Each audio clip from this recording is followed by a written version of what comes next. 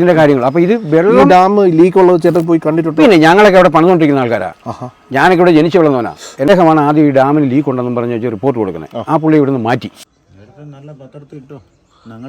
വള്ളക്കടവ് എത്തിയിരിക്കുന്ന സ്വാമി ശരണം welcome to Periyar tiger reserve എന്ന് പറയുന്ന ബോർഡൊക്കെ വെച്ചിട്ടുണ്ട്. ഡാം വരുമ്പോൾ ആ സൈഡിലായിട്ട് വരും. ഈ രണ്ട് മലയുടെ ഇടഭാഗം അല്ലേ, 5 കിലോമീറ്റർ അല്ലേ. ഇവിടെ പള്ളിയൊക്കെ ഉണ്ട് കേട്ടോ. വെള്ളം വന്നാൽ ഇവിടെ പോവും. ഇതാണ് ആദ്യം പോകുന്നത്. ചേട്ടൻ്റെ പേരെങ്ങനെ? ചന്ദ്രൻ അല്ലേ. വെള്ളം വന്നാൽ ആദ്യം പോകുന്ന ടൗണാണ്. 20 മിനിറ്റോ? 5 കിലോമീറ്ററോ? 15 മിനിറ്റ് ആവും. അത്രേ ഉള്ളൂ ശ്വാസം പറയുന്നല്ലേ. ഇപ്പോഴത്തെ ഒരു അവസ്ഥ ഇതിൻ്റെ ഭീകര അന്തരീക്ഷമാണ്. ഡാമിനെ സംബന്ധിച്ച് ഞങ്ങൾക്ക് വലിയ ഉറപ്പൊന്നുമില്ല. ഇവിടെ എങ്ങനെ പേടിച്ചിരിക്കുന്നതോ? ഏത് സമയത്തും അപകടം ഉണ്ടാവുമെന്നുള്ള ഉറപ്പില്ല. ഏത് സമയം ഞങ്ങൾ പോകാൻ റെഡി ആയിട്ടിരിക്കുക. അയ്യോ, കേരളത്തിന്റെ പകുതിയും പടർന്നു കൊണ്ടുപോകല്ലേ. വെള്ളം ചെന്ന് കഴിഞ്ഞാൽ നമ്മുടെ മെയിനായിട്ടുള്ള എല്ലാ ടൗണുകളിലും നശിച്ചു പോകല്ലേ. എറണാകുളത്തിന്റെ പകുതി, എറണാകുളമല്ല കേരളത്തിന്റെ പകുതിയും ഈ ഒരു വെള്ളം കാരണം, ഈ ഒരു ഡാം പൊട്ടിയാൽ വരാനുള്ള ദുരന്തം. ഏകദേശം എത്ര വർഷമായി? ചേട്ടൻ എത്ര വയസ്സ്? എനിക്ക് 60 വയസ്സ്. ഈ 60 വർഷം ഇതിനിപ്പോ 125 വർഷം ഉണ്ടെന്നാ പറയുന്നത് അല്ലേ?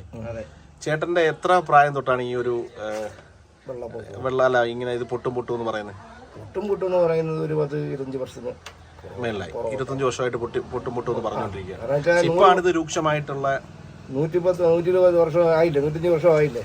ഇപ്പൊ ലോകത്തിലെ 1-2-3 ഡാമെല്ലാം ഉള്ളോ. അതിൽ മെയിൻ ഡാം ഇതല്ലേ. കാലപ്പഴക്കം ചെന്ന ഏറ്റവും മെയിൻ ഡാം എന്ന് പറയുന്നത് മുല്ലപ്പെരിയാർ ഡാമാണ്. അതാണ് ഡാം. ആ ഡാമാണ്. അത് സുരക്ഷിതമൊന്നുമില്ല. പിന്നെ നമുക്കെന്താന്ന് വെച്ച് കഴിഞ്ഞാൽ ഡാം ഡീകമ്മീഷൻ ചെയ്യുക, അവർക്ക് വെള്ളം കൊടുക്കുക. നമുക്കല്ലാതെ അവർക്ക് വെള്ളം കൊടുക്കുകയെന്ന് പറയുന്നില്ല. ഡീകമ്മീഷൻ ചെയ്തുകൊണ്ട് വെള്ളം കൊടുക്കുക. അപ്പോൾ പുതിയ ഡാം വേണം. അത് കേന്ദ്ര സർക്കാരുമായിട്ട് ബന്ധപ്പെട്ട് ഇവർ 2 സർക്കാരുകളും കൂടി കേന്ദ്രമായിട്ട് ബന്ധപ്പെട്ട് കാര്യങ്ങൾ നടത്തുക. അതാണ് എൻ്റെ യഥാർത്ഥ കാര്യങ്ങൾ. ഈ അങ്ങോട്ട് പോയി കണ്ടോ? ഡാം വല്ലതും പോയി കണ്ടായിരുന്നു? ഇപ്പൊ കാണാൻ പറ്റുകയല്ല. അങ്ങോട്ട് വിടുക. നേരത്തെ നിങ്ങൾ നിങ്ങൾ നേരത്തേക്ക് പോകാൻ പറ്റുമായിരുന്നു. അത് മാത്രമല്ല ഫോറസ്റ്റ് പണികളിപ്പോൾ ഞങ്ങൾക്ക് അവിടെയൊക്കെ പോയി കണ്ടിട്ടുണ്ടോ? അങ്ങനെ അന്നേരം ഒന്നും വലിയ ഇപ്പോൾ ഈ ഒരു 10-25 വർഷം കൊണ്ടാണ് പ്രശ്നങ്ങളല്ലേ. ലീക്കുണ്ട്. ഉറപ്പല്ലേ?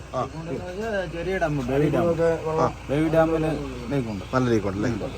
അല്ല, ബേബി ഡാം പൊട്ടിയാലും ഇതിന് ഡാം പൊട്ടിയാലും 100 അടി കഴിയുമ്പോൾ 100 അടി വരെ ഇങ്ങോട്ട് പോയി കഴിഞ്ഞാൽ പോയി 100 അടി കഴിയുമ്പോൾ നിൽക്കും. 100 അടിക്ക് മുകളിലുണ്ടല്ലേ. 100 അടി വന്നാൽ ഈ ബേബി ഡാമിന്റെ അടുത്ത് വരത്തുള്ളൂ വെള്ളം. മെയിൻ ഡാമിന് പ്രശ്നമൊന്നുമില്ല. പ്രശ്നം ഡാമിനെല്ലാം ഉണ്ട് ഉണ്ടല്ലേ. പിന്നെ പ്രശ്നം ഡാമിന് രണ്ടിനും ഉണ്ട്. ബേബി ഡാമിനും ഉണ്ട്, വലിയ ഡാമിനും ഉണ്ട്. നമുക്കിപ്പോൾ വേറെ ഒന്നുമല്ല. ഡാം പുതുക്കി പണിയുക, വെള്ളം അവർക്ക് കൊടുക്കുക. ഇതുകൊണ്ട് നമുക്ക് പ്രയോജനമൊന്നും ഇല്ല. അല്ലെങ്കിൽ തന്നെ ആയിരുന്നു. പക്ഷേ ജീവന് സുരക്ഷ വേണം. നല്ല പത്രത്തിൽ ഇട്ടോ. അപ്പോൾ ഞങ്ങളിവിടെ ഇതുമായി ബന്ധപ്പെട്ട് ഇവിടെ ഈ വെള്ളപ്പൊക്കം ഉണ്ടായി കഴിഞ്ഞപ്പോൾ ഞങ്ങളിവിടെ സമര പരിപാടിയുമായി ബന്ധപ്പെട്ട് ഞങ്ങളിവിടെ കളക്ടർ വന്നപ്പോൾ ഞങ്ങളുടെ കളക്ടർ ഞങ്ങൾ സംസാരിച്ച് ചെന്നപ്പോൾ പുള്ളി അത് വളരെ നിസ്സാരമായ കളക്ടർ പിന്നെ ഇവിടെ ഒരുപാട് ക്യാമ്പുകളുണ്ടെന്ന് പറഞ്ഞിട്ട് ഒരു TV ചാനലിനകത്തുള്ള ഫ്ലാഷ് ന്യൂസ് ക്യാമ്പ് എന്ന് പറഞ്ഞാൽ ഈ ദുരിതാശ്വാസ പ്രവർത്തനവുമായി ബന്ധപ്പെട്ട് ഈ ആറിന്റെ തീരത്ത് താമസിക്കുന്ന ആളുകളെ മാറ്റി താമസിപ്പിക്കുന്നതാണ്. ക്യാമ്പുകൾ, സ്കൂളുകൾ, ഇവിടെ ക്യാമ്പുകൾ 5-6 ക്യാമ്പുകൾ ഉണ്ടെന്നൊക്കെ പറഞ്ഞ് അവരിവിടെ പരസ്യമൊക്കെ ചെയ്തു ടിവിക്കകത്തൊക്കെ. ഇവിടെ യഥാർത്ഥത്തിൽ ഒരു ക്യാമ്പ് പോലും ഇല്ല. ഇവരിപ്പോൾ ആ പാടെ കൊണ്ട് ഒരു സൈറം കൊണ്ടുവച്ചു. നമ്മുടെ വണ്ടിപ്പെരിയാർ വഞ്ചിവേൽ ട്രൈബൽ സ്കൂൾ എന്ന് പറഞ്ഞൊരു സ്കൂളുണ്ട് ഇവിടെ ഈ വള്ളക്കടവിൽ. ആ സ്കൂളിൽ കൊണ്ട് സൈറൻ അവരെ അറിയിക്കണം ജനങ്ങൾ. സൈറൻ മാത്രം വെച്ചു. വേറെ ക്യാമ്പുകളോ അല്ലെങ്കിൽ ആളുകളെ മാറ്റി പാർപ്പിക്കുകയൊന്നും ചെയ്യില്ല. ഇതിലെല്ലാം പേര് പൈസ അടിക്കൽ പരിപാടിയാണ് നടക്കുന്നത്. അത് കഴിഞ്ഞ് ഈ തോട്ടിലെ വെള്ളപ്പൊക്കം നിയന്ത്രിക്കുന്ന പിന്നെ ഈ തോട്ടിലെ ഈ വെള്ളപ്പൊക്കം നിയന്ത്രിക്കുന്നതിന് വേണ്ടി ഞങ്ങളെല്ലാം പറഞ്ഞു ഇവിടെ ശരിക്കും പറഞ്ഞാൽ ഇവിടെ 10 അടി 15 അടി ശരിക്കും പറഞ്ഞാൽ ഇവിടെ ഈ മഴ പെയ്യുന്ന സമയത്ത് ഇവിടെ വെള്ളം അങ്ങനെ കൂടുതൽ കെട്ടി നിൽക്കുന്നതിനുള്ളൊരു സാധ്യതയില്ല എന്ന് പറഞ്ഞു കഴിഞ്ഞാൽ ഈ തോടുകളില്ലേ, ഈ തോടുകൾ എന്ന് പറഞ്ഞാൽ 3-4 ആൾ താഴ്ച ഉണ്ടായിരുന്ന തോടുകളും ആറുകളുമാണിത് ഇതല്ലേ ഈ കാണുന്നത്. ഇത് മുല്ലപ്പെരിയാറ്റിന് വെള്ളം വരുന്ന സ്ഥലമായത്. വെള്ളം വരുന്ന അതായത് വള്ളക്കടവ് എന്ന് പറയുന്ന സ്ഥലത്തേക്ക് ആദ്യം വെള്ളം വന്ന് കയറിയാൽ ആദ്യം വെള്ളം വരുന്നത് ഈ ഭാഗത്താണ് കയറുന്നത്. ഇതാണ് ആദ്യം എൻ്റെ പോയിന്റ്, ഇതാണ് ഫസ്റ്റ് പോയിന്റ് ഇതാണ്. അപ്പോൾ ഇവിടെ ശരിക്കും പറഞ്ഞാൽ 4 ആൾ 3 ആൾ താഴ്ച ഉണ്ടായിരുന്നു. 4 ആളെന്ന് പറയുമ്പോൾ ഒരു 24 അടി 18 അടിയൊക്കെ താഴ്ച ഉണ്ടായിരുന്ന ആറുകളായതെല്ലാം ഇവിടെ. അപ്പോൾ ഇത് സ്പിൽവേക്ക് പണ്ട് വിലക്കുറവുണ്ടായ സമയത്ത്, അല്ലെ ഡാമിന് വിലക്കുറവുണ്ടായ സമയത്ത് സ്പിൽവേയുടെ അവിടെ നിന്നൊരു 50-60 മീറ്ററോളം ഡാമിൻ്റെ കെട്ടിനകത്ത് മണ്ണ്, കാട്ടിൽ നിന്ന് മണ്ണ് JCBക്ക് ഇളക്കി കൊണ്ടിട്ട് നികത്തി. എന്താണെന്നറിയോ, ഈ ഡാമിന് വെള്ളത്തിൻ്റെ പ്രഷർ കൂടുതൽ കിട്ടാതിരിക്കാൻ വേണ്ടി. അങ്ങനെ ഒരു 50 മീറ്ററോളം ഈ ഡാമിൻ്റെ സ്പിൽവേയുടെ അവിടെ നിന്ന് ഡാമിൻ്റെ ഉള്ളിലേക്ക് മണ്ണിട്ട് നികത്തി. ഡാമിൻ്റെ ഉള്ളിലേക്ക്, അതായത് ഇത് ഡാമിൻ്റെ കെട്ടല്ലേ, ഈ കെട്ടിൻ്റെ ഇവിടുന്ന് മണ്ണിട്ട് അവിടെ വരെ അങ്ങ് നികത്തി കഴിഞ്ഞപ്പം ആ വെള്ളത്തിൻ്റെ പ്രഷർ ഒരു കാരണവശാലും നേരിട്ട് ഈ ഡാമിനിട്ട് ഇടിക്കുകയില്ല, ഈ മണ്ണിലിടിക്കും. അപ്പോൾ അങ്ങനെ ഒരുപാട്, അത് ലക്ഷക്കണക്കിന് കോടിക്കണക്കിന് അടി മണ്ണ് അതിനകത്ത് ഇറക്കിയിട്ടുണ്ട്. അപ്പോൾ ആ മണ്ണ് ശരിക്കും പറഞ്ഞാൽ ഈ മഴ പെയ്ത് ഈ വെള്ളം ഡാമിനകത്ത് കൂടുന്ന സമയത്ത് ഈ ഡാമിൻ്റെ സ്പിൽവേ തുറന്നു വിടുമല്ലോ, തുറന്നു വിടുമ്പോൾ ആ മണ്ണുകൾ കംപ്ലീറ്റ് ഒലിച്ചൊലിച്ച് വന്ന് ഇവിടം തൊട്ട് കംപ്ലീറ്റ് ഏലപ്പാറ ചപ്പാത്ത് വരെയുള്ള ആറുകൾ കംപ്ലീറ്റ് നികന്നുപോയി. ഇവിടെ 3 ആൾ താഴ്ച ഉണ്ടായിരുന്ന സ്ഥലമായത്. ഇതിപ്പോൾ നമുക്ക് നടന്നു പോകാം, കൂടിപ്പോയി മുട്ടിൻ്റെ അത്രയും വെള്ളം കാണത്തുള്ളൂ. അപ്പോൾ ഈ ചെളികൾ ഇവിടുന്ന് വാരി മാറ്റുകയാണെങ്കിൽ ഇവിടെ ഈ അമിതമായി മഴ പെയ്ത് വെള്ളം ഉണ്ടാകുമ്പോൾ വെള്ളപ്പൊക്കം കുറയും. അതായത് വെള്ളത്തിന് സ്റ്റോർ ചെയ്യാനുള്ള സൗകര്യം ഉണ്ടാകുമ്പോൾ വെള്ളപ്പൊക്കം കുറയുമല്ലോ. അത് ഞങ്ങളിങ്ങനെ ഒരു നിർദ്ദേശം വെച്ച് കഴിഞ്ഞപ്പോൾ ഇവിടെ ഒരു 3-4 JCB ആയിട്ട് വന്ന് ഇവിടെ ആൾക്കാർ വന്ന് ഈ മണ്ണ് മാറ്റാൻ വന്നു. അത് കുറേ പേർക്ക് കോൺട്രാക്ട് കൊടുത്താൽ ആ മണ്ണ് മാറ്റാൻ വന്നത് ഇവിടുന്ന് കുറേ മണ്ണിടിച്ചിട്ട് അവരവരുടെ പണിക്ക് പോയി. അതിൻ്റെ ബില്ല് 2 കോടികൾ എൻ്റെ ബില്ലുണ്ടായിരുന്നു, ആ ബില്ല് മാറിപ്പോയി. അപ്പോൾ ഇവിടെ വന്ന ഉദ്യോഗസ്ഥന്മാരോട് ഞങ്ങൾ അതിനെക്കുറിച്ച് ചോദിച്ചപ്പം അവർ ഞങ്ങളോടൊന്നും സംസാരിക്കാനേ തയ്യാറല്ല.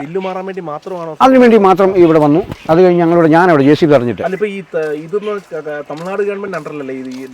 അല്ലെന്നേ, ഇത് ശരിക്കും പറഞ്ഞാൽ കേരളത്തിൻ്റെ ഡാമാണ്. ഇത് തമിഴ്നാടിന് അന്നത്തെ കാലത്ത് പിന്നെ C. അച്യുതമേനോൻ്റെ കാലത്തൊക്കെ ശരിക്കും പറഞ്ഞാൽ ഇത് C. അച്യുതമേനോൻ ഈ ഡാം പണിതപ്പോൾ അന്ന് മദ്രാസ് ഗവൺമെൻറ്റാണ് ഇവിടെ, നമ്മുടെ ഈ കേരളമെല്ലാം ചേർന്ന മദ്രാസ് ഗവൺമെൻറ്. അത് കഴിഞ്ഞ് തമിഴ്നാട് ഗവൺമെൻറ്റും കേരള ഗവൺമെൻറ്റുമായിട്ട് രൂപാന്തരപ്പെട്ടപ്പോൾ ഈ ഡാം അതിന് മുമ്പ് പണിതു കഴിഞ്ഞപ്പോൾ ശരിക്കും പറഞ്ഞാൽ തമിഴ്നാട്ടിൽ കിടക്കുന്ന 10,000 ലക്ഷക്കണക്കിന് ഏക്കർ സ്ഥലത്തിന് അത് കൃഷി ചെയ്യാൻ നിർവാഹമില്ല, വെള്ളമില്ല. അങ്ങനെ പെരിയാർ നദിയിലെ വെള്ളം തിരിച്ച് അങ്ങോട്ട് കൊണ്ടുപോകാനുള്ളൊരു തീരുമാനം അന്നത്തെ രാജഭരണകാലത്ത് അതിനെക്കുറിച്ചൊരു ചർച്ച ഉണ്ടായിരുന്നു. അതൊക്കെ അലസിപ്പോയി കഴിഞ്ഞ ശേഷം വീണ്ടും അതിനെക്കുറിച്ചൊരു ചർച്ച വന്നു. അങ്ങനെ ചെറിയൊരു തടയണയാണ് ശരിക്കും പറഞ്ഞാൽ ആദ്യം പണിയാനായിട്ട് പ്ലാൻ ചെയ്തതും അതിനുള്ള അംഗീകാരം അതിനാണ്. അത് കൃഷിക്ക് മാത്രമേ വെള്ളം ഉപയോഗിക്കാൻ പറ്റൂ, കറണ്ട് ഉൽപ്പാദിപ്പിക്കാൻ പറ്റത്തുമില്ല. അതൊക്കെ വ്യവസ്ഥയ്ക്കതുണ്ട്. അത് കാലങ്ങളായി ഇങ്ങനെ വന്ന് പോയി കഴിഞ്ഞപ്പോൾ ഇത് പൂർണ്ണമായി ഇതിൻ്റെ പ്രയോജനം. ഇവിടെ നിന്ന് ഒരു ബാത്റൂമിൽ പോകാൻ പോലും ഒരു കുപ്പി വെള്ളം പോലും ഈ മുല്ലപ്പെരിയാർ ഡാമിൻ്റെ വെള്ളത്തിനകത്ത് കേരളത്തിൽ ആരും എടുക്കുന്നില്ല. ഇത് കംപ്ലീറ്റ് തമിഴ്നാടിനാണ് പോകുന്നത്. അപ്പോൾ ശരിക്കും പറഞ്ഞാൽ തമിഴ്നാട് ഇപ്പോൾ തേനി വരെയുള്ള സ്ഥലം അന്നത്തെ കാലത്ത് കേരളത്തിൻ്റെ ഭാഗമായിരുന്നു. അത് പാലക്കാട് എങ്ങാണ്ട് കുറേ സ്ഥലം ഇങ്ങോട്ട് തമിഴ്നാടിൻ്റെ ഇങ്ങോട്ട് എടുത്തുകൊണ്ട് ഇവിടം വിട്ടുകൊടുത്താൽ. അപ്പോൾ ശരിക്കും പറഞ്ഞാൽ ഡാമിൻ്റെ സ്പിൽവേയിൽ കൂടെ പോകുന്ന പൈപ്പുണ്ടല്ലോ, വെള്ളം പോകുന്ന ആ പൈപ്പുകളും കാര്യങ്ങളും ഇതിൻ്റെ തുടർച്ചയായിട്ടുള്ള കുറേ ഓഫീസുകളും കാര്യങ്ങളും ഒക്കെ ഉണ്ടായിരുന്നു. അതൊക്കെ തമിഴ്നാടിൻ്റെ അണ്ടറിലായി. ഈ ഗൂഡല്ലൂർ ലോയർ എന്ന് പറയുന്ന സ്ഥലത്ത് ആയിക്കഴിഞ്ഞപ്പോൾ അവർ കാലാകാലത്ത് ഇങ്ങനെ വെച്ച് ഉപയോഗിച്ച് കഴിഞ്ഞാൽ അന്ന് അതിൻ്റെ നിസ്സാര പൈസയ്ക്കാണ് അന്നത്തെ ഈ വ്യവസ്ഥ. അന്നും പിന്നെ കേരള ഗവൺമെൻറ്റിന് പൈസ കൊടുക്കണം, അത് നിസ്സാര പൈസയാണ്. അപ്പോൾ ഇപ്പോൾ അത് കോടികൾ ഇപ്പോഴും പെൻഡിങ് നിലവിലുണ്ട്. ആ പൈസ കൊടുത്തിട്ടില്ല. അതൊന്നും ഇവിടുത്തെ ജനങ്ങളുടെ വിഷയമല്ല, അത് ഗവൺമെൻറ്റിൻ്റെ വിഷയമാണ്. നമുക്കൊരു പൈസ കൊടുത്തില്ലെന്നുള്ളത് ഗവൺമെൻറ് വേണം അത് പൈസ മേടിക്കാതിരിക്കുകയും ചെയ്യേണ്ടത്. ഇല്ലെങ്കിൽ അതിനകത്ത് പൈസ കൂട്ടി വെക്കുകയോ കുറച്ച് വെക്കുകയോ ചുമ്മാ കൊടുക്കുകയോ ചെയ്യേണ്ടത് ഗവൺമെൻറ്റിൻ്റെ കാര്യമാണ്. ഇപ്പോൾ നിലവിലെ ഡാമിൻ്റെ അവസ്ഥ എന്താ? ഡാമിൻ്റെ അവസ്ഥ എന്ന് പറഞ്ഞാൽ ഡാം ഏത് സമയത്തും പൊട്ടാം. ലീക്കുണ്ട്. പിന്നെ ലീക്ക് 976 ആദ്യം ഈ മുല്ലപ്പെരിയാർ ഡാമിന് ലീക്ക് ഉണ്ടെന്ന് പറഞ്ഞ് കണ്ടുപിടിച്ചത്. അന്നത്തെ ഒരു എഞ്ചിനീയർ, അതെ, പിന്നെ ഒരു എഞ്ചിനീയർ ഉണ്ടായിരുന്നു, അവിടെ പേര് ഞാൻ മറന്നുപോയി. അദ്ദേഹമാണ് ആദ്യം ഈ ഡാമിന് ലീക്ക് ഉണ്ടെന്ന് പറഞ്ഞ് റിപ്പോർട്ട് കൊടുക്കുന്നത്. ആ പുള്ളി ഇവിടുന്ന് മാറ്റി ട്രാൻസ്ഫർ ചെയ്തതിന് ശേഷം 300, അതായത് നമ്മുടെ ഇപ്പോൾ കേരളത്തിൽ 3 രാഷ്ട്രീയ പാർട്ടികളുണ്ട്, പ്രധാനപ്പെട്ട രാഷ്ട്രീയ പാർട്ടി. ഒന്ന് BJP, ഒന്ന് കോൺഗ്രസ്, ഒന്ന് CPM. ഈ ഏതെങ്കിലും ഒരു പാർട്ടി കേരള സംസ്ഥാനം ഭരിക്കുമ്പോൾ സംസ്ഥാനത്തിൻ്റെ ഫണ്ടിൽ നിന്നും 320 കോടി രൂപ കണക്കിൽ കൊള്ളിക്കാതെ വകമാറ്റി വയ്ക്കാൻ പറ്റുമോ? CPM ഭരിക്കുന്നെങ്കിൽ കോൺഗ്രസ് വിടുകയില്ല, BJP വിടുകയില്ല. BJP ഭരിക്കുന്നെങ്കിൽ കോൺഗ്രസും CPM വിടുകയില്ല. പിന്നെ കോൺഗ്രസ് ഭരിക്കുന്നെങ്കിൽ BJP CPM വിടുകയില്ല. ഇതെങ്ങനെ ഇത്രയും പൈസ മാറ്റി വെക്കുന്നത്? അവിടെ 320 കോടി രൂപ ഗവൺമെൻറ്റിൻ്റെ പൈസ വകമാറ്റി വെച്ചേക്കുക. എന്താണെന്നറിയോ, കേരളത്തിൽ നിന്നും ഇത്തരം പ്രഷറുകൾ ഉണ്ടാകുമ്പോൾ ആളുകൾക്ക് കൊടുക്കാൻ വേണ്ടിയിട്ട് മാറ്റി വെച്ചു. അതിനകത്ത് 320 കോടി രൂപയ്ക്കകത്ത് 80 കോടി രൂപ നിലവിൽ കൊടുത്തു. അപ്പോൾ മുല്ലപ്പെരിയാർ ഡാമിൻ്റെ സമരം പല സമയത്തും കൊടുമ്പിരി കൊണ്ട് നിൽക്കുന്ന സമയത്ത് തമിഴ്നാട്ടിൽ നിന്ന് ജയലളിതയുള്ള സമയത്ത് ജയലളിത പറഞ്ഞു തൻ്റെ ഉള്ളവർ ആരെങ്കിലും ഉണ്ടെ പറയട്ടെ, വാങ്ങിച്ചേക്കുന്ന പൈസയുടെ ലിസ്റ്റ് ഞാൻ പുറത്തിറക്കാമെന്ന് പറയും. അപ്പോൾ അവിടെ ആയിരക്കണക്കിന് ഏക്കർ സ്ഥലവും കട്ടക്കളം അങ്ങനെയുള്ള ഒരുപാട് ഒരു മുന്തിരിത്തോട്ടം അങ്ങനെ ഒരുപാട് സ്ഥാപനങ്ങൾ കേരളത്തിലെ രാഷ്ട്രീയ പാർട്ടിക്കാർക്ക് അവിടെ ഉണ്ടെന്നാണ് പറയുന്നത്. നമുക്ക് നേരിട്ട് അറിയത്തില്ല, ഉണ്ടെന്നാണ് പറയുന്നത്. ഇപ്പോൾ എനിക്ക് അതുകൊണ്ടാണല്ലോ ഇത്രയും വർഷം, ഇപ്പോൾ 125 വർഷമായിട്ട് ഇത് പണിയാത്തതും ഇതിന്റെ കാര്യങ്ങൾ. അപ്പോൾ ഇത് വെള്ളം ഡാം ലീക്ക് ഉള്ളത് ചേട്ടൻ പോയി കണ്ടിട്ടുണ്ട്? പിന്നെ ഞങ്ങളൊക്കെ അവിടെ പണിതുകൊണ്ടിരിക്കുന്ന ആൾക്കാരാണ്. ഞാനൊക്കെ ഇവിടെ ജനിച്ചു വളർന്നവനാ. എൻ്റെ അപ്പനൊക്കെ 1958 വന്നു. എനിക്കിപ്പോൾ 56 വയസ്സുണ്ട്. 56 വയസ്സ്. ഞാൻ 67 ഇവിടെ ജനിച്ചവനാ. അപ്പോൾ എങ്ങനെ കേട്ടില്ല കഴിഞ്ഞ മാസം പോയിട്ട് കളങ്ങ് വാർത്താ ഞങ്ങൾ അവിടെ അങ്ങോട്ട് പോകാനായിട്ട് കളങ്ങ് വാർത്ത കഴിഞ്ഞ അതായത് ഞാൻ പറയാം,